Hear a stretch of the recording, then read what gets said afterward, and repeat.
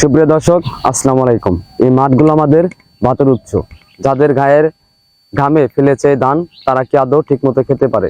সকাল থেকে সন্ধ্যা রোদ্রে পুড়ে বৃষ্টিতে ভিজে তারা এই ধান ফেলেছে, এবং তারা সারাদিন তারা ধান চাষ করে তারা কি সঠিক মূল্য পায় এবং তারা কি সুস্থভাবে জীবনযাপন করতে পারে কিনা, সেই বিস্তারিত নিয়ে আমি মোহাম্মদ বাবুল মিয়া আছি ঝুনকাই ব্রাহ্মণখোলা ঐতিহ্যবাহী মাঠে।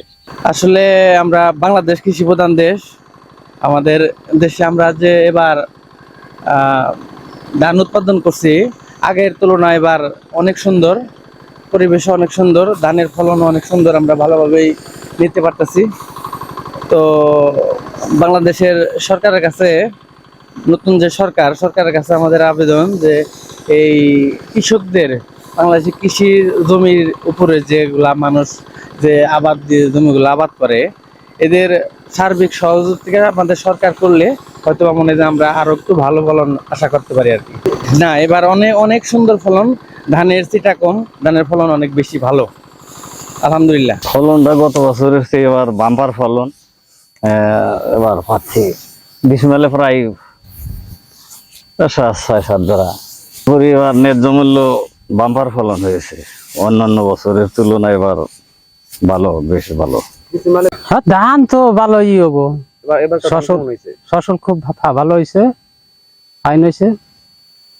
সামান্য কিন্তু কত কত খেতে ঢোকা হয়েছে, আর সব ভালো হয়েছে। এই যে ধান যে চাষ করেন এত কষ্ট করে, আসলে কি কৃষকরা ন্যায্য মূল্য পায়? ন্যায্য মূল্য কৃষকরা কি পায়?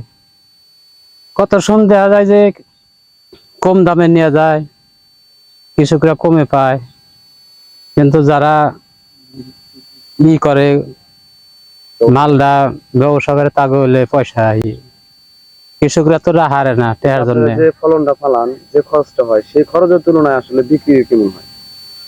বিক্রি হিসাবে যে খরচ হয় হিসাবে তো বিক্রি হয় না, বহুত কম পড়ে যাবো কত হিসাব করলে,